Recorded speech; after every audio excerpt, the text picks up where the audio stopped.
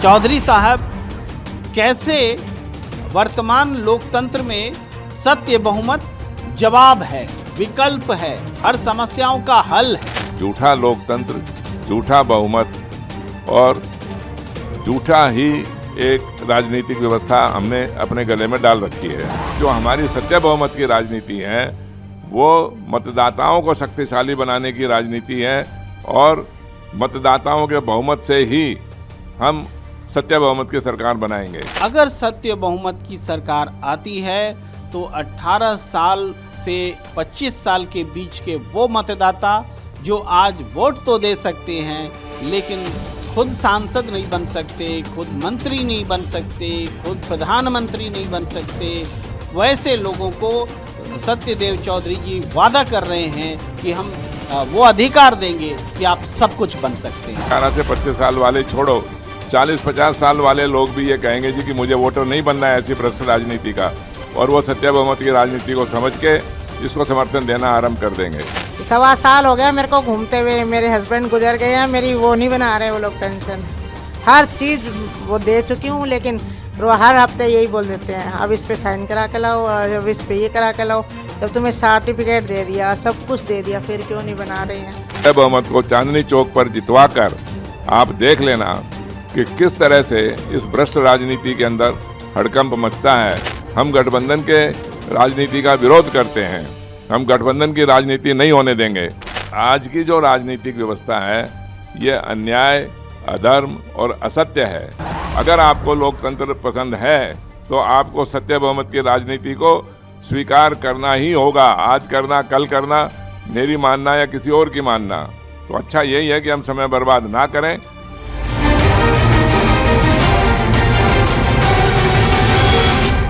चौधरी साहब, कैसे वर्तमान लोकतंत्र में सत्य बहुमत जवाब है, विकल्प है, हर समस्याओं का हल है? झूठा लोकतंत्र, झूठा बहुमत और झूठा ही एक राजनीतिक व्यवस्था हमने अपने गले में डाल रखी है। जो हमारी सत्य बहुमत की राजनीति है वो मतदाताओं को शक्तिशाली बनाने की राजनीति है और मतदाताओं के बहुमत से ही हम सत्य बहुमत की सरकार बनाएंगे। अगर सत्य बहुमत की सरकार आती है तो 18 साल से 25 साल के बीच के वो मतदाता जो आज वोट तो दे सकते हैं लेकिन खुद सांसद नहीं बन सकते, खुद मंत्री नहीं बन सकते, खुद प्रधानमंत्री नहीं बन सकते, वैसे लोगों को सत्यदेव चौधरी जी वादा कर रहे हैं कि हम वो अधिकार देंगे कि आप सब कुछ बन सकते हैं। 18 से 25 साल वाले छोड़ो, 40-50 साल वाले लोग भी ये कहेंगे जी कि मुझे वोटर नहीं बनना है ऐसी भ्रष्ट राजनीति का, और वो सत्य बहुमत की राजनीति को समझ के इसको समर्थन देना आरंभ कर देंगे। 1.25 साल हो गया मेरे को घूमते हुए, मेरे हस्बैंड गुजर गए हैं, मेरी वो नहीं बना रहे वो लोग पेंशन, हर चीज़ वो दे चुकी हूँ लेकिन वो हर हफ्ते यही बोल देते हैं अब इस पे साइन करा के लाओ, अब इस पे ये करा के लाओ, जब तुम्हें सर्टिफिकेट दे दिया, सब कुछ दे दिया, फिर क्यों नहीं बना रहे हैं? सत्य बहुमत को चांदनी चौक पर जितवा कर आप देख लेना कि किस तरह से इस भ्रष्ट राजनीति के अंदर हड़कंप मचता है। हम गठबंधन के राजनीति का विरोध करते हैं, हम गठबंधन की राजनीति नहीं होने देंगे। आज की जो राजनीतिक व्यवस्था है ये अन्याय, अधर्म और असत्य है। अगर आपको लोकतंत्र पसंद है तो आपको सत्य बहुमत की राजनीति को स्वीकार करना ही होगा। आज करना, कल करना, मेरी मानना या किसी और की मानना, तो अच्छा यही है कि हम समय बर्बाद ना करें।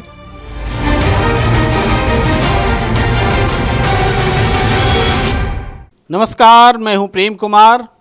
सत्य बहुमत की पाठशाला में आप सबका एक बार फिर स्वागत है। सत्य बहुमत की पाठशाला, जहां हम चर्चा करते हैं देश के लोकतंत्र को मजबूत करने के लिए संसदीय प्रजातंत्र की वर्तमान प्रणाली के समांतर एक बेहतर प्रणाली कैसे विकसित हो और सत्य बहुमत का जो विकल्प है वो विकल्प कैसे उन तमाम कमियों का उत्तर है जो आज 75 साल से हम वर्तमान संसदीय प्रजातंत्र में झेलते आए हैं। आज मणिपुर तक हालात पहुंच गए हैं जहां महिलाएं नग्न परेड कराई जा रही हैं और देश चुप है, शर्मिंदा है, खामोश है, इनएक्टिव है। तो ऐसा क्यों है?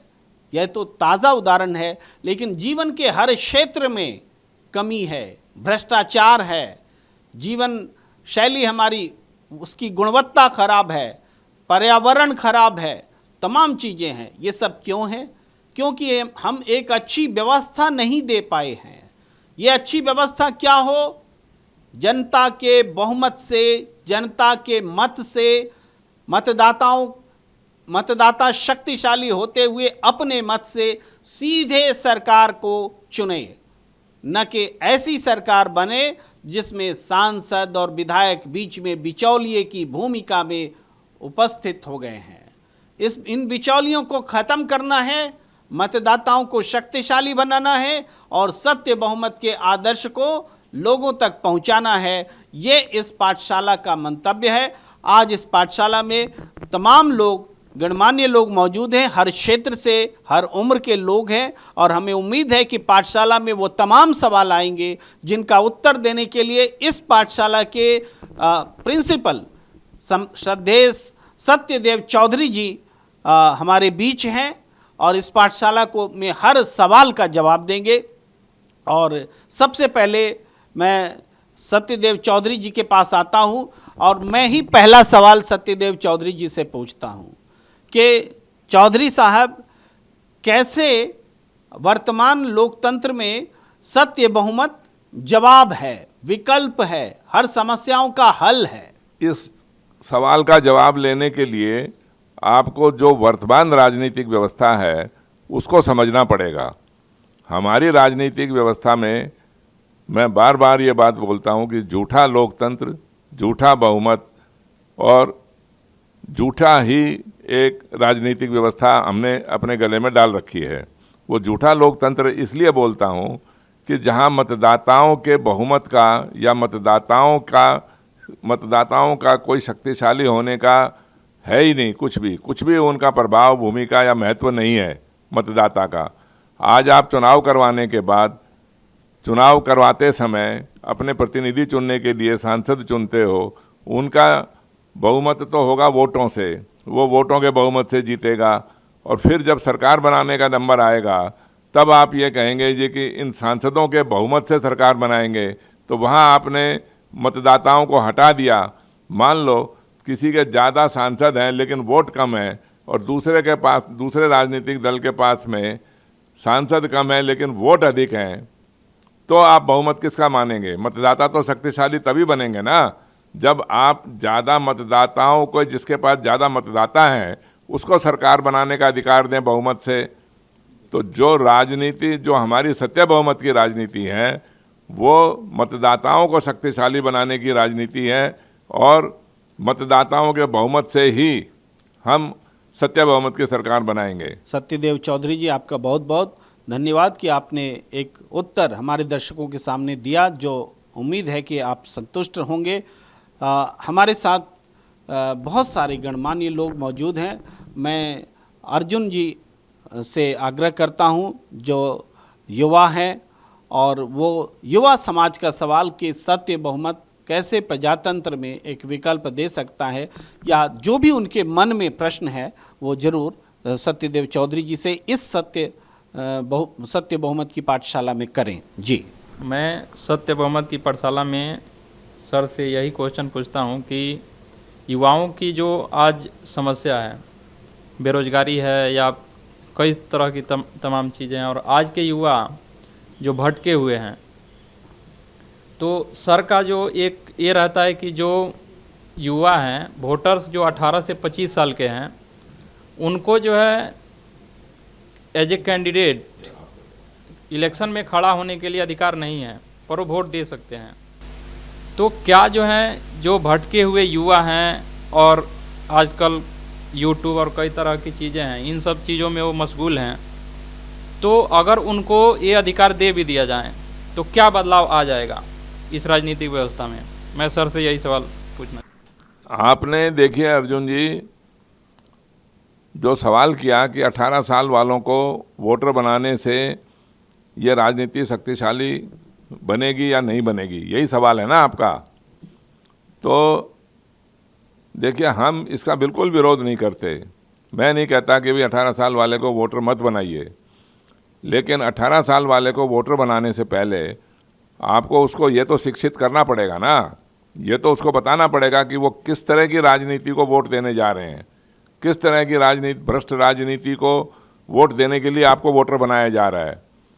क्या उसको वोटर बनाने से पहले ये बताया जाता है कि आप ऐसी राजनीति को वोट देने जा रहे हैं या ऐसी राजनीति के लिए आपको वोटर बनाया जा रहा है जिसके अंदर गठबंधन की भ्रष्ट राजनीति होगी, अपराधियों को टिकट दिए जाएंगे, भ्रष्टाचारियों को टिकट दिए जाएंगे और बहुमत बनाने के लिए सांसदों की खरीद फरोख्त होगी और भ्रष्ट समझौते किए जाएंगे। तो 18 साल वाले को वोटर बनाना ही है अगर, तो आप 18 साल वाले को चुनाव लड़ने का भी अधिकार दीजिए। और ये काम तो सरकारों ने ही किया है, सरकारों ने ही 18 साल वाले को वोटर बनाया और सरकारों ने ही 18 साल वाले को चुनाव नहीं लड़ने का अधिकार नहीं दिया, चुनाव लड़ने का अधिकार नहीं दिया। तो ये तो एक सरकारी राजनीतिक व्यवस्था है ना। सत्य बहुमत की जब सरकार आएगी, सत्य बहुमत की राजनीति के आधार के ऊपर हम 18 साल वाले को भी अगर उसको वोटर बनाएंगे, अगर नहीं वोटर तो वो आज हैं ही, वोटर हैं, जो भी वोटर हैं उसको चुनाव लड़ने का अधिकार दिया जाएगा। जब चुनाव लड़ने का अधिकार दिया जाएगा तो वो चुनाव में भागीदार, सरकार में भी भागीदार बनेंगे। और हम ये कैसे मान लें कि 18 साल वाला वोटर इतना अनभिज्ञ है कि खाली वोट देने के लायक तो वो है लेकिन चुनाव लड़ने के लायक नहीं है। और आपको ये भी पता होना चाहिए कि लगभग 30% से भी ज़्यादा मतदाता कुल मतदाताओं के ऐसे हैं जो 18 से 25 वर्ष की आयु के हैं। 30% मतदाता तो ऐसा एक बड़ा वर्ग है कि जिसको ये पता ही नहीं है कि राजनीतिक व्यवस्था है क्या और उसको वोटर बनाया हुआ है। तो उसको वोटर बनाने से पहले उसको शिक्षा दीजिए, समझाइए उसको कि भाई ये राजनीति है हमारी और ऐसी राजनीति आपको चाहिए कि नहीं चाहिए। उससे अपने स्कूलों में, कॉलेजों में आप वाद विवाद करवाइए, उसको समझा दीजिए अच्छे से कि भाई वो एक भ्रष्ट राजनीति को वोट देने जा रहे हैं। तो मैं जहाँ तक समझता हूँ कि खाली 18 से 25 साल वाले छोड़ो, 40-50 साल वाले लोग भी ये कहेंगे जी कि मुझे वोटर नहीं बनना है ऐसी भ्रष्ट राजनीति का, और वो सत्य बहुमत की राजनीति को समझ के इसको समर्थन देना आरंभ कर देंगे। जी बहुत बहुत धन्यवाद सत्यदेव चौधरी जी। बहुत महत्वपूर्ण बात, बहुत महत्वपूर्ण घोषणा कर रहे हैं सत्य बहुमत की पाठशाला में प्रिंसिपल सत्यदेव चौधरी जी कि अगर सत्य बहुमत की सरकार आती है तो 18 साल से 25 साल के बीच के वो मतदाता जो आज वोट तो दे सकते हैं लेकिन खुद सांसद नहीं बन सकते, खुद मंत्री नहीं बन सकते, खुद प्रधानमंत्री नहीं बन सकते, वैसे लोगों को सत्यदेव चौधरी जी वादा कर रहे हैं कि हम वो अधिकार देंगे कि आप सब कुछ बन सकते हैं। यहाँ तो तालियां बनती है। तो ये एक बहुत बड़ा वादा है 18 से 25 साल के युवाओं के बीच। और जाहिर बात है कि पूरे देश में जब हम मतदाताओं की बात करते हैं तो आधी आबादी की भी बात होती है और आधी आबादी को रिप्रेजेंट करने के लिए हमारे बीच संगीता जी मौजूद हैं। हम उनसे आग्रह करते हैं कि वो आधी आबादी कैसे सशक्त होगी सत्य बहुमत में, इस बारे में अगर उनके मन में कुछ सवाल है तो ज़रूर पूछें। नमस्कार सबको। महंगाई बढ़ती जा रही है और जब वोट देते हैं तो तब तो बोलते हैं कि ये चीज़ मिलेगी आपको, ये चीज़ मिलेगी, कुछ नहीं मिल रहा है। जब जाते हैं कोई काम कराने कार्यालय में, आज ये चीज़ नहीं है, आज वो चीज़ नहीं है, आज यहाँ पे आधार कार्ड में साइन नहीं है उनके, तो इतने साल हो गए हैं जब आधार कार्ड बने, जब तो काम सारे हो रहे थे, तो अब क्यों झूठ बोलते हैं कि नहीं इस पर नाम नहीं है। 1.25 साल हो गया मेरे को घूमते हुए, मेरे हस्बैंड गुजर गए हैं, मेरी वो नहीं बना रहे वो लोग पेंशन, हर चीज़ वो दे चुकी हूँ लेकिन हर हफ्ते यही बोल देते हैं अब इस पे साइन करा के लाओ, अब इस पे ये करा के लाओ। जब तुम्हें सर्टिफिकेट दे दिया, सब कुछ दे दिया, फिर क्यों नहीं बना रहे हैं। तो ये परेशान कर रहे हैं ना। तो ऐसा तो नहीं करना चाहिए। यदि जब वोट लेने आते हो जब भी तो कहते हो ना कि हम आपका काम करेंगे, हर सुविधा देंगे। क्या सुविधा दे रहे? कुछ भी नहीं दे रहे हैं। महंगाई बढ़ती जा रही है, बढ़ती जा रही है। तो इसलिए तो मैं तो भैया को कहूँगी कि भैया 2-4 लेडीज़ों को बनाओ आप, तो जो कम से कम हमारा सबका उद्धार करें। सारी जितनी लेडीज़ें परेशान होती हैं जा के ऑफिसों के अंदर, उनका सबका कल्याण हो। तो आपका बहुत बहुत धन्यवाद है भैया। संगीता जी ने बहुत ही बात बात में अपने अनुभव के आधार पर बहुत महत्वपूर्ण सवाल सामने रखे हैं सत्यदेव चौधरी जी के पास। एक सवाल ये है कि जो दुश्वारियां जीवन में लोगों को भोगनी पड़ती हैं, भुगतनी पड़ती हैं, वो दुश्वारियां शासन क्यों थोपता है? जीवन क्यों नहीं आसान होता है? महंगाई क्यों है? ये सवाल आम जनता का है, गृहिणी का है। और इस सवाल का जवाब क्या सत्य बहुमत की सरकार में मिलेगा? बहन संगीता जी के सवालों से बिल्कुल इसका समर्थन करता हूं और मैं उससे सहमत हूं। लेकिन केवल महंगाई की ही समस्या नहीं है। महंगाई के साथ साथ बेरोजगारी है, अपराध है, गंदगी है, भीड़ है, शिक्षा की, स्वास्थ्य की, सुरक्षा की इतनी समस्याएं हैं। आप जिस मर्जी कोर्ट में चले जाओ, जिस मर्जी सरकारी विभाग में चले जाओ, आपने बिल्कुल सही कहा कि चक्कर काट काट के परेशान हो जाते हैं, लेकिन वो न्याय नहीं मिलता, वो काम नहीं होता। ये सब इसीलिए नहीं होता कि सरकारी अफसरों की या सरकारी नेताओं की कोई जिम्मेदारी, कोई जवाबदेही है ही नहीं। कोई उनसे पूछने वाला नहीं है कि ये काम अभी तक क्यों नहीं हुआ, क्यों? कोई जिम्मेदारी तो है ही नहीं ना, कोई इसका आधार, कोई जिम्मेवारी बनती ही नहीं। कोई ये पूछने वाला ही नहीं है कि भाई ये काम इतने दिन में होना चाहिए था तो इतने दिन में क्यों नहीं हुआ, ये क्यों परेशान हो रहे हैं। तो यही तो सारी समस्या है हमारे, जो हम अभी तक पिछले 75 सालों के अंदर हम जो अभी तक खाली विकास विकास विकास की बातें करते रहे, लेकिन जनता को किसी प्रकार का भी कोई न्याय नहीं मिला। इसी भेदभाव को, पक्षपात को मिटाने के लिए ही हमने सत्य बहुमत की राजनीति का एक निर्माण किया। और सत्य बहुमत की राजनीति से आप देखना, जो चांदनी चौक क्षेत्र के अंदर हमने बात करने की कोशिश करी कि भाई एक चांदनी चौक क्षेत्र से आने वाले 2024 के अंदर सत्य बहुमत पार्टी का उम्मीदवार, जो कि पार्टी ने मेरे को उम्मीदवार बनाया है, मैं नामांकन भरूंगा। आप सत्य बहुमत को चांदनी चौक पर जितवा कर आप देख लेना कि किस तरह से इस भ्रष्ट राजनीति के अंदर हड़कंप मचता है। और ये सारे के सारे लोग जो आज के दिन इस काम को नहीं करते, न्यायप्रिय नहीं रहते, भेदभाव करते हैं, पक्षपात करते हैं या लोगों को तंग करते हैं, चक्कर कटवाते हैं, ये बिल्कुल समाप्त हो जाएगा। ये खाली मेरा ऐसा नहीं है कि भाई मैं पता नहीं आपको क्या निकाल के दूंगा उसके बीच में से। ये एक व्यवस्था ऐसी बन जाएगी सत्य बहुमत की, जिसके अंदर सब अधिकारियों को और सब नेताओं को और सभी लोगों को एक जिम्मेदारी से और जवाबदेही से रहना ही पड़ेगा। तो आप बिल्कुल आश्वस्त रहिए कि सत्य बहुमत की राजनीति आने के बाद में इस तरह की कोई समस्या आपको देखने को नहीं मिलेगी। देश में अक्सर विकास की बातें होती हैं, कोई सरकार ऐसी नहीं होती जो ये कहे कि हम फेलियर होंगे। सब सपने दिखाती है, देश का विकास करेंगे, गरीबी ख़त्म हो जाएगी। और हमारे बीच में आज सशरीर विकास मौजूद है। मैं विकास जी से सीधा सवाल करता हूं कि विकास का सत्य बहुमत पार्टी से क्या संबंध है, क्या अपेक्षा है? सशरीर जो विकास मौजूद हैं उनकी अपेक्षा विकास को लेकर सत्य बहुमत पार्टी से क्या है? धन्यवाद प्रेम जी। अभी एक पाठशाला जो चल रहा है तो मेरे मन में भी एक सवाल है, पहले उस सवाल को जरा वो स्पष्ट कर लें। वो बात ये है कि ये जो सत्य बहुमत की बात होती है तो उसमें बराबर सत्यदेव चौधरी जी कहते हैं कि हमारा बहुमत ठीक नहीं है, बहुमत ठीक नहीं है। बहुमत ठीक नहीं होने की वजह से सारी समस्याएं जन्म ले रही हैं और वो समाधान भी नहीं हो रहा है। तो मेरा यही है पूछना कि भाई जब बहुमत ठीक हो जाएगा तो उस बहुमत से सभी समस्याओं का समाधान कैसे हो जाएगा? ये बहुमत ठीक एक कैसे कारण बन रहा है सभी समस्याओं का? तो जरा इसको स्पष्ट करें कि ये बहुमत ही सभी समस्याओं का कारण कैसे है। देखिए विकास जी, आज का जो बहुमत है ये बहुमत है ध्रुवीकरण का। ये बहुमत है ही नहीं, ये बहुसंख्यकवाद का बहुमत है। एक वर्ग के लोग या एक समुदाय के लोगों ने बहुमत बनाकर सारे सभी लोगों के ऊपर कब्जा किया हुआ है।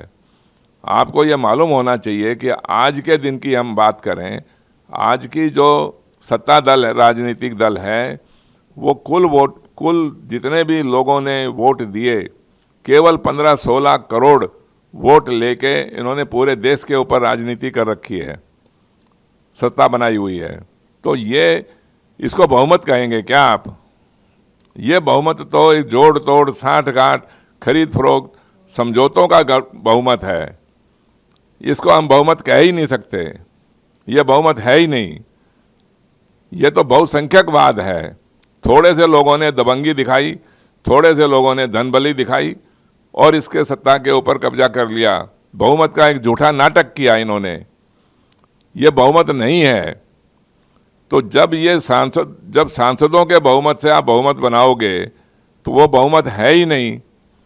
बहुमत तो हम उसको बोलते हैं जो मतदाताओं का बहुमत बने। मैंने अभी थोड़े दिन पिछले सवाल के अंदर भी ये जवाब दिया था कि आपके पास वोट ज़्यादा हैं और सांसद कम है, और दूसरे के पास में सांसद कम है लेकिन वोट ज़्यादा हैं। तो लोकतंत्र के अंदर बहुमत किसका होना चाहिए? बहुमत तो उसी का होना चाहिए ना जिसके पास वोट ज़्यादा है। अब यहाँ जोड़ तोड़ साठ गांठ करके सांसदों का बहुमत बना लेते हैं और वो सांसद सारे मिलके फिर भ्रष्टाचार करते हैं और फिर उसका ठीकरा उन मतदाताओं के ऊपर फोड़ते हैं कि साहब आप ही ने वोट दे के हमारे को चुना है। तो ये एक ऐसा उलझन वाला मामला है जिसका सुलझना सिर्फ और सिर्फ सत्य बहुमत से ही संभव है।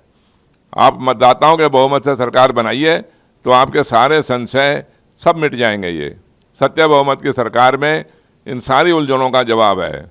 सत्य बहुमत के ऊपर आप विश्वास करिए, सत्य बहुमत को शक्तिशाली बनाइए, सत्य बहुमत को आप समर्थन दीजिए, तो आपके ये सारे समस्याओं का समाधान हो जाएगा। देखिए, विकास पूरे देश में हर जगह चाहत होती है। विकास उत्तर में भी चाहिए, विकास दक्षिण में भी चाहिए, विकास पूरब में भी चाहिए, विकास पश्चिम में भी चाहिए, हर जगह विकास चाहिए। हमारे इस पाठशाला में भी विकास हर जगह मौजूद है। अब मैं विकास झा जी से आग्रह करता हूं कि वो सवाल करें। जी, सबसे पहले मैं आप सभी का धन्यवाद कहना चाहूँगा, नमस्कार, जो आपने बोलने का मौका दिया हमें। मेरा सवाल सर से ये है कि जो वर्तमान में राजनीतिक व्यवस्था है हमारे देश में, जिस तरह से सरकार बनाई जाती है, तो पॉलिटिकल पार्टीज़ के पास ऑप्शन नहीं होता है। वो ऐसे ही लोगों को टिकट देते हैं जिनके पास मनी और मसल्स पावर हो, और जनता के पास भी ऑप्शन नहीं होता है कि उनके सामने जो कैंडिडेट होते हैं इलेक्शंस में खड़े, तो वो सारे ऑलमोस्ट सेम ही होते हैं। वो सारे मतलब ऐसे होते हैं जिनके अगेंस्ट आपराधिक मामले दर्ज हुए होते हैं। ये सारी चीज़ें होती हैं। तो मुझे लगता है कि ये तो एक नेक्सस हो गया ना। इतने सालों से ना पॉलिटिशियंस के पास ऑप्शन है, क्योंकि उनको भी पावर में रहना है किसी न किसी तरीके से। उनकी कुर्सी रहेगी तभी वो कुछ कर पाएंगे, और जनता के सामने भी कोई ऑप्शन नहीं होता है क्योंकि उनको उन्हीं सारे ऑप्शंस में से चुनना है। तो अगर सत्य बहुमत की सरकार आती है तो इन सारी परेशानियों से कैसे निजात मिलेगी हमें? क्योंकि ये तो एक ट्रेडिशनल वे में चलता आ रहा है हमारे पास। ये कंटिन्यूअसली पिछले 75 सालों से ये ट्रेडिशन चलता आ रहा है। तो मैं चाहता हूँ कि कैसे इस समस्या से हमें समाधान मिले, इस समस्या का। देखिए विकास जी, आज के दिन जब आप अपराधियों को और भ्रष्टाचारियों को टिकट देंगे और फिर भी आप सत्ता के ऊपर काबिज हो जाते हैं, यही तो समस्या एक बनी हुई है। और सत्य बहुमत की राजनीति में आप थोड़ी सी कल्पना करके देखिए कि आप भ्रष्टाचारियों के आधार के ऊपर या अपराधियों के आधार के ऊपर या भ्रष्ट समझौतों के आधार के ऊपर आप कैसे बहुमत बना सकते हैं। आज के दिन तो बात यह है कि जब आपने किसी भ्रष्टाचारी को या किसी अपराधी को किसी एक क्षेत्र में टिकट दे दिया तो उसका असर पूरे दूसरे क्षेत्रों के अंदर नहीं होता। वो उसका असर खाली उसी क्षेत्र में रह जाता है और उसी क्षेत्र के लोग वोट ही नहीं डालते। तो उसके समर्थक जो हैं उस अपराधी के, वो थोड़े से वो लोग भी वोट डालते हैं तो वो जीत जाता है। और क्योंकि आपने सरकार सांसदों के बहुमत से बनानी है तो एक सांसद या इसी तरीके के कई अपराधी सांसद जीत गए और उनके बहुमत से आपने सरकार बना ली। यहाँ मतदाताओं का तो कोई महत्व हुआ ही नहीं ना। और सत्य बहुमत ये कहता है कि अगर वो सांसद जो उम्मीदवार जीते वो ज़्यादा से ज़्यादा वोट लेके जीते, जभी तो उस पार्टी के सबसे ज़्यादा वोट होंगे। और जब ज़्यादा वोट नहीं होंगे तो उसका सत्ता में वो बनेगा नहीं, उसका सत्ता नहीं आ सकती, उसकी सरकार नहीं बन सकती उस राजनीतिक दल की। तो आज के दिन वोटों का कोई महत्व है ही नहीं। और थोड़े से वोट लेके जब आप सांसद बन जाते हो और जब ज़्यादा वोट लेके सांसद बनना होगा, तब आपकी ये मजबूरी होगी उस राजनीतिक दल की कि आपको योग्य व्यक्तियों को, कार्यकुशल व्यक्तियों को और शिक्षित व्यक्तियों को ही उम्मीदवार बनाना पड़ेगा। तभी तो सारे, अब देखिए, आपने अगर मान लो यहाँ दिल्ली के आसपास में कहीं गाजियाबाद में या किसी और क्षेत्र के अंदर आप किसी अपराधी को टिकट दे दीजिए, और यदि सत्य बहुमत की सरकार बनना चाहते हैं, तो जब आपने एक क्षेत्र के अंदर किसी अपराधी को टिकट दिया तो उसका असर पूरे देश के अंदर होगा।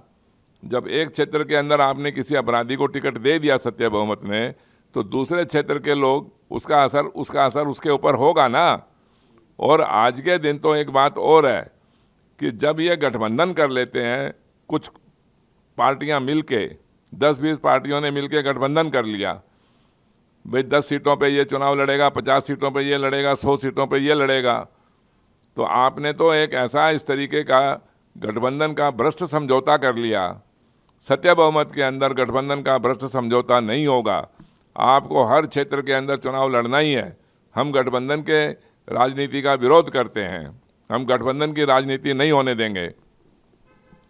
और जब सारे क्षेत्र, पूरे देश के अंदर आप अपने प्रतिनिधित्व सांसद बनने के लिए चुनाव में भाग लेंगे, तो चाहे आपके उम्मीदवार जीते या नहीं जीते, हारे हुए उम्मीदवारों का भी हम वोट गिनेंगे कुल वोटों के अंदर। हम मतदाता को कभी भी हारा हुआ मानते ही नहीं। मतदाता ने अगर एक बारी वोट दे दिया तो वो हमेशा ही जीतता है। लेकिन आज की राजनीति में तो हारने वाला उम्मीदवार भी हार गया और वोटर भी हार गया। तो कम से कम सत्य बहुमत की राजनीति के अंदर उम्मीदवार हारेगा तो हारेगा, लेकिन मतदाता नहीं हारेगा। ये अंतर है आज की राजनीति में और सत्य बहुमत की राजनीति में। मेरे ख्याल से आपके सवाल का जवाब मिला होगा। जी जी।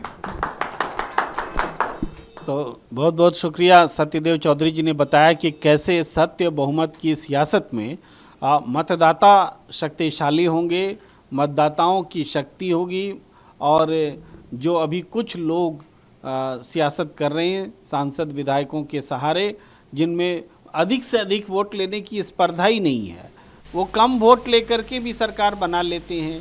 क्योंकि सरकार जब वोटिंग हो जाती है तो उसके बाद उसको जोड़ लो, उसको तोड़ दो, बहुत सारे तरीके बन गए हैं। सांसद खरीद लो, पार्टी खरीद लो और सरकार बन जाती है। सत्य बहुमत की सियासत एक ऐसी स्पर्धा शुरू करेगी कि आप अधिक से अधिक वोट लेंगे, और अधिक से अधिक वोट लेंगे तो आप जाहिर बात है कि आपको ईमानदार भी रहना होगा, आपको भ्रष्टाचार के खिलाफ अपने आप को साबित भी करना होगा, और एक दो चुनाव आते आते पूरी चुनाव प्रणाली जो है हमारी शुद्ध हो जाएगी। ये सत्यदेव चौधरी जी रख रहे हैं। मैं अब रजत जी हमारे पास युवा चेहरा मौजूद हैं, और उनसे आग्रह करता हूं कि युवाओं की ओर से क्या उम्मीदें हैं, क्या अपेक्षाएं रखते हैं। आप सवाल करें, हमारे प्रिंसिपल साहब जवाब देने के लिए बैठे हैं। धन्यवाद सर, आपका मुझे यहाँ पे आमंत्रित करने के लिए बहुत बहुत आभार। सर, मुझे आपसे ये जानना था कि जैसे अभी हमारे देश में जो है ना बहुत सारे आंदोलन होते हैं, अनशन होते हैं।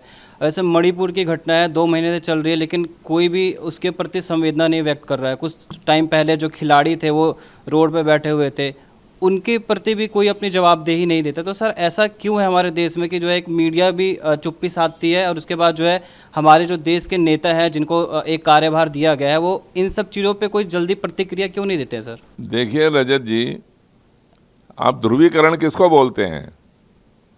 ध्रुवीकरण के अंदर जिम्मेदारी जवाबदेही होती ही नहीं। ध्रुवीकरण उसी को बोलते हैं कि थोड़े से लोगों का जमघट्टा बनाकर एक करके और आप उसका बहुमत बना लीजिए, नकली बहुमत बना लीजिए। तो जब सत्य बहुमत की राजनीति होगी तो ये ध्रुवीकरण नहीं होगा। ध्रुवीकरण नहीं होने का मतलब यही है कि ना आंदोलन होगा, ना प्रदर्शन होंगे, और ना हम उसमें समय बर्बाद करेंगे। जब आपको बिना आंदोलन करे, बिना प्रदर्शन करे, अगर आपकी समस्या का समाधान हो रहा है तो आप ज़बरदस्ती प्रदर्शन क्यों करेंगे? क्यों ज़बरदस्ती आप धरने देंगे? तो ये तो देखिए अन्याय है ना। आज की जो राजनीतिक व्यवस्था है ये अन्याय, अधर्म और असत्य है। ये राजनीतिक व्यवस्था ठीक नहीं है, इसी को बदलने की तो हम बात करते हैं सत्य बहुमत के माध्यम से। सत्य बहुमत की राजनीति के अंदर धरना या प्रदर्शन जैसी चीज़ों के ऊपर समय बर्बाद करने का कोई भी स्थान नहीं होगा। आपको ज़रूरत ही नहीं पड़ेगी, आपको कोई आवश्यकता नहीं होगी कि धरना करना पड़े और प्रदर्शन करना पड़े। एक जरा सी चिट्ठी लिखिए, जरा सा टेलीफोन करिए और आपका काम होगा। यहाँ तक कि जब हमने कोई भी शिकायत होगी उसका कोई समाधान करना कोई बहुत बड़ी बात नहीं है। समाधान इसलिए नहीं होता है कि आप समाधान करते ही नहीं है अधिकारी लोग, तो वो क्यों नहीं करते, इसी का तो जवाब सत्य बहुमत है।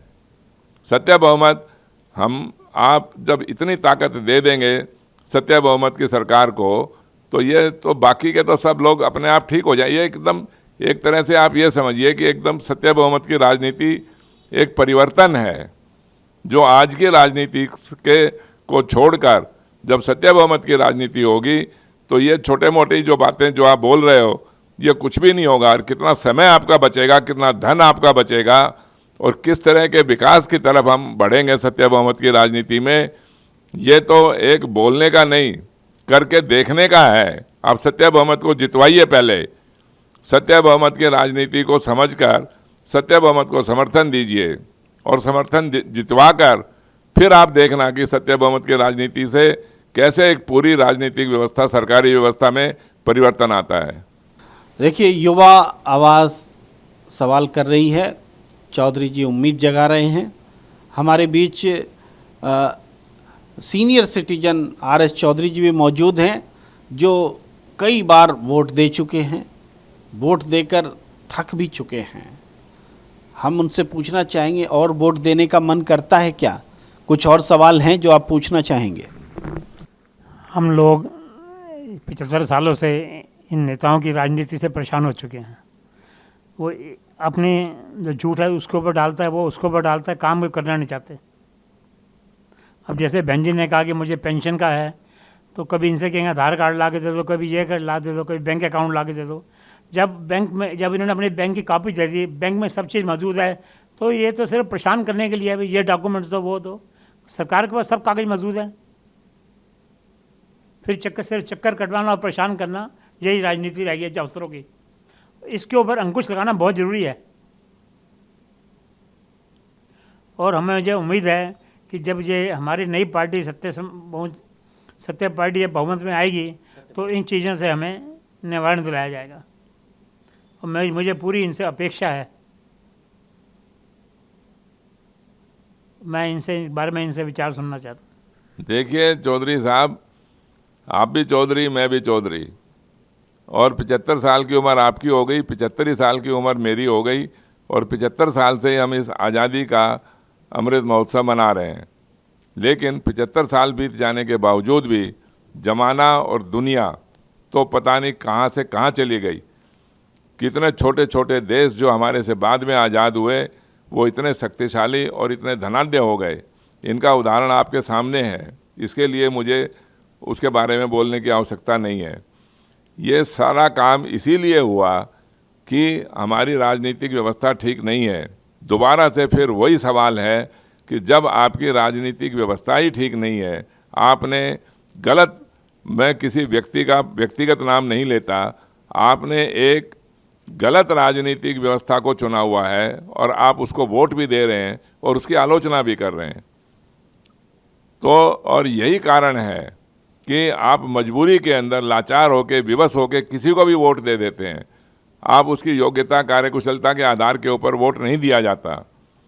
आपसे ही अगर मैं ये पूछूं कि ये हमारी चुनाव होने के बाद में हमारी राजनीति के अंदर बहुमत से सरकार कैसे बनेगी, क्या आप इसका जवाब दे सकते हैं? नहीं दे सकते। तो जब यही नहीं पता कि बहुमत से सरकार कैसे बनेगी, फिर भी हम उसको वोट दिए जा रहे हैं, तो इतना तो आपको समझ होनी चाहिए ना। और इसी समझ को बनाने के लिए हमने पिछले 10, 12, 15 सालों के से हम सत्य बहुमत की बात कर रहे हैं। और सत्य बहुमत का मतलब सीधा सीधा ये है कि चाहे वो सीनियर सिटीजन हो, चाहे युवा हो, चाहे महिला हो या कोई भी हो, उसके एक एक वोट की उसका महत्व होगा, प्रभाव होगा उसकी भूमिका होगी वोट की, और उस वोट की मतदाता को शक्तिशाली बनाने के लिए जो आज के दिन इन भ्रष्ट नेताओं के जबड़े में फंसे हुए हैं हमारे मतदाता, उनसे निकाल के उनको हम उनको आज़ाद करना चाहते हैं। उनको हम उसको एक ऐसी स्वतंत्रता देना चाहते हैं मतदाता को, जो कि उनको समय बर्बाद ना करना पड़े और वो खुद भी जिम्मेवार बने और जो दूसरे सरकारी विभाग हैं वो भी जिम्मेवार बने, तो समय हमारा बचेगा। सत्य बहुमत का यही मतलब है। आप पूरा भरोसा रखिए सत्य बहुमत के ऊपर, और ऐसा विचार आज तक किसी भी राजनीतिक दल ने क्यों नहीं दिया आपको। किस राजनीतिक दल ने आपको वोट मांगने के लिए आए तो उसने कभी बात करी कि हम गठबंधन की भ्रष्ट राजनीति नहीं करेंगे? क्या गठबंधन की राजनीति भ्रष्ट नहीं है? ये तो बहुत सीधा सा सवाल है ना। और क्या आप जिसको वोट दे रहे हैं वो राजनीतिक दल गठबंधन की भ्रष्ट राजनीति नहीं करेगा? बहुमत बनाने के लिए अगर 10, 20, 50 विधायक या सांसद कम पड़ेंगे तो वो बिना भ्रष्टाचार के कैसे जोड़ लेगा? और अगर उसके पास सांसद ज़्यादा भी हैं तो उनको रोक के कैसे रखेगा बिना भ्रष्टाचार, बिना भ्रष्ट समझौतों के? ये तो एक बहुत साधारण सी बात समझ में आ जानी चाहिए, जो अब आपको बिल्कुल समझ में आ ही जानी चाहिए। और सत्य बहुमत के सिवाय आपका कोई और राजनीतिक लोकतंत्र के अंदर तो कम से कम कोई विकल्प नहीं है। अगर आपको लोकतंत्र पसंद है तो आपको सत्य बहुमत की राजनीति को स्वीकार करना ही होगा। आज करना, कल करना, मेरी मानना या किसी और की मानना, तो अच्छा यही है कि हम समय बर्बाद ना करें। आने वाले 2024 के चुनावों के अंदर हम इस मौके को अपने हाथ से ना जाने दें और केवल एक चांदनी चौक क्षेत्र को जितवा कर आप देख लेना। मैं आपको ये आश्वासन दे सकता हूं कि 2024 में ही खाली एक चांदनी चौक में जीतने से सत्य बहुमत की ही सरकार बनेगी। इन सब लोगों को आप समझा देना, पूरे देश के मतदाताओं को भी और इन भ्रष्ट नेताओं को, कि राजनीति सत्य बहुमत जैसी होनी चाहिए। ये भ्रष्ट राजनीति, गठबंधन के समझौतों की राजनीति से हम सहमत नहीं हैं। जी बिल्कुल, आपने ज़रूर महसूस किया होगा लोकतंत्र का जौहरी सत्यदेव चौधरी। आप उनके विचारों से ये महसूस कर सकते हैं, मुझे विश्वास है। और सत्य बहुमत जब आएगा देश बदल जाएगा। मैं आगे सवाल ओमनाथ जी से करना चाहता हूं, बल्कि सवाल के लिए उनके पास जाना चाहता हूं कि आप सत्यदेव चौधरी जी से सत्य बहुमत की इस पाठशाला में उसके प्रिंसिपल सत्यदेव चौधरी जी से सवाल करें। धन्यवाद प्रेम जी। सत्य बहुमत की पाठशाला में हम प्रिंसिपल साहब सत्यदेव चौधरी जी से ये जानना चाहते हैं कि तमाम पार्टियां हैं, लेकिन आप ये सत्य बहुमत की परिकल्पना कब सोचे और कब से इसको कर रहे हैं? क्योंकि ये बहुत अद्भुत एक आइडिया है।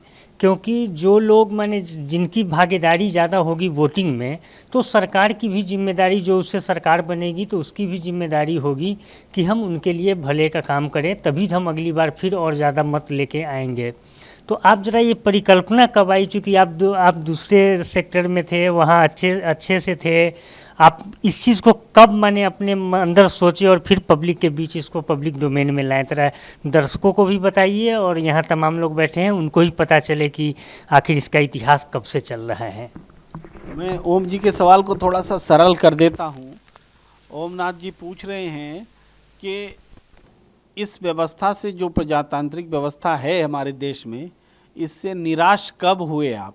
कब आपको लगा कि इसका विकल्प देना बहुत ज़रूरी है?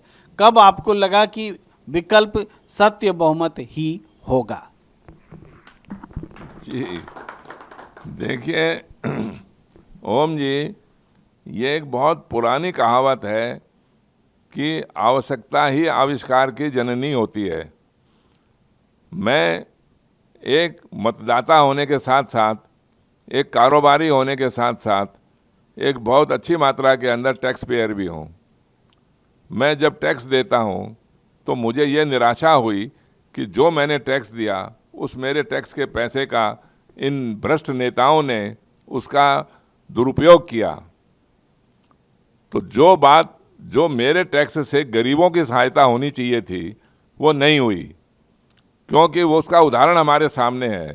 ये इतनी बेरोजगारी, इतनी महंगाई, इतनी गंदगी, इतना अपराध, ये तो हम अपनी आंखों से देख रहे हैं ना।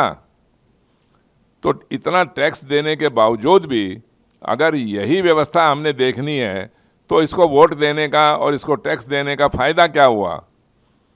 और हमारे जैसी बिरादरी के लोगों के अंदर राजनीति में दिलचस्पी कमी होती है, लेकिन मैंने ये सोचा कि यह समस्या जब राजनीति की है तो इसका समाधान भी राजनीति है।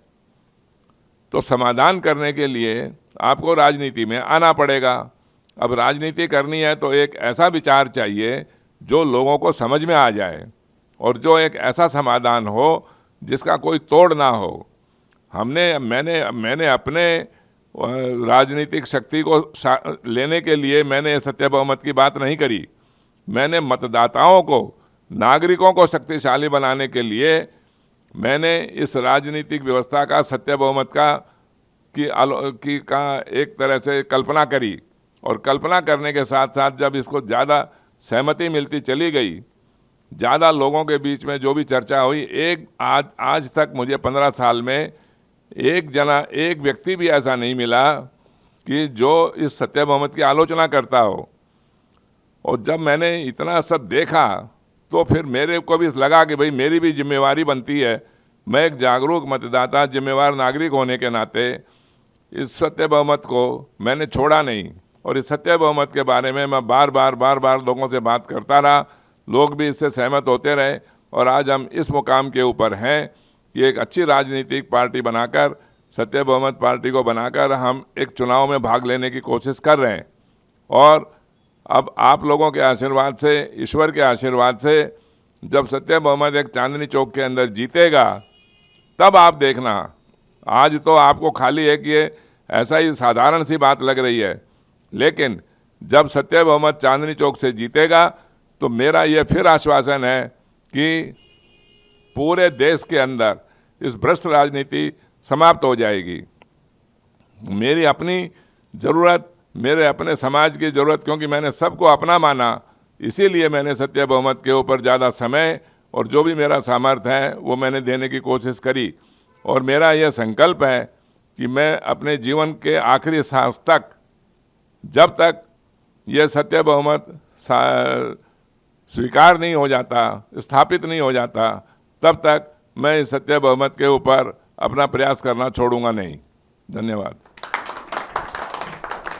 मैं बिल्कुल चाहूँगा कि सत्यदेव चौधरी जी की यह प्रतिज्ञा भीष्म प्रतिज्ञा साबित हो और वो इस सत्य बहुमत की सोच को साकार कर सके, हम सबके सहयोग से, आप सबके सहयोग से। और जो चर्चा, जो बातचीत सत्यदेव चौधरी जी ने इस पाठशाला में की है, हर एक सवाल का जवाब लिया, हर एक व्यक्ति से सवाल लिया, सवाल का जवाब दिया। और सत्यदेव चौधरी जी का जन्म तब हो रहा था जब देश आज़ाद हो रहा था। देश की आज़ादी के 75 साल, सत्यदेव चौधरी जी के 75 साल, और 75 साल बाद इस दौरान जो सत्यदेव चौधरी जी ने महसूस किया कि जो आज़ादी हमारे जन्म के समय इस देश को मिली, उसका फ़ायदा जो जन जन तक पहुंचना चाहिए था वो नहीं पहुंचा। तो उस आज़ादी के मायने को कैसे सार्थक किया जाए, इस बारे में गहन विश्लेषण, गहन चिंतन के बाद आपने एक सत्य बहुमत की विचारधारा को सामने रखा है और राजनीतिक व्यवस्था को बदलने की पहल शुरू की है। और इसके लिए सबके साथ सक्रिय सहयोग अपेक्षित है, सबका सहयोग मिल रहा है और हमें यकीन है कि आप इस मकसद को ज़रूर हासिल करेंगे। सत्य बहुमत की पाठशाला को यहीं पर इस कड़ी को ख़त्म करने की इजाज़त दीजिए। हम आते रहेंगे सत्य बहुमत की पाठशाला लेकर। हमें दीजिए इजाज़त। नमस्कार।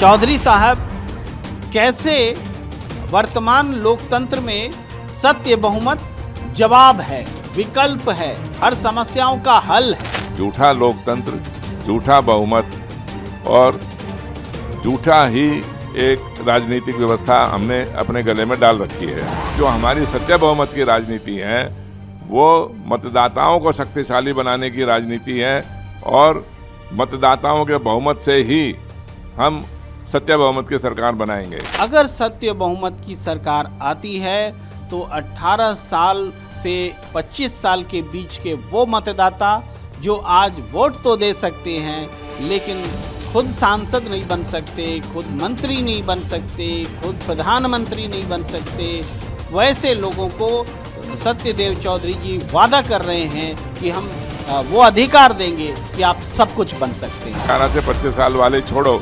40-50 साल वाले लोग भी ये कहेंगे जी कि मुझे वोटर नहीं बनना है ऐसी भ्रष्ट राजनीति का, और वो सत्य बहुमत की राजनीति को समझ के इसको समर्थन देना आरंभ कर देंगे। 1.25 साल हो गया मेरे को घूमते हुए, मेरे हस्बैंड गुजर गए हैं, मेरी वो नहीं बना रहे वो लोग पेंशन। हर चीज़ वो दे चुकी हूँ लेकिन वो हर हफ्ते यही बोल देते हैं अब इस पे साइन करा के लाओ, अब इस पे ये करा के लाओ। जब तुम्हें सर्टिफिकेट दे दिया, सब कुछ दे दिया, फिर क्यों नहीं बना रहे हैं? सत्य बहुमत को चांदनी चौक पर जितवा कर आप देख लेना कि किस तरह से इस भ्रष्ट राजनीति के अंदर हड़कंप मचता है। हम गठबंधन के राजनीति का विरोध करते हैं, हम गठबंधन की राजनीति नहीं होने देंगे। आज की जो राजनीतिक व्यवस्था है ये अन्याय, अधर्म और असत्य है। अगर आपको लोकतंत्र पसंद है तो आपको सत्य बहुमत की राजनीति को स्वीकार करना ही होगा। आज करना, कल करना, मेरी मानना या किसी और की मानना, तो अच्छा यही है कि हम समय बर्बाद ना करें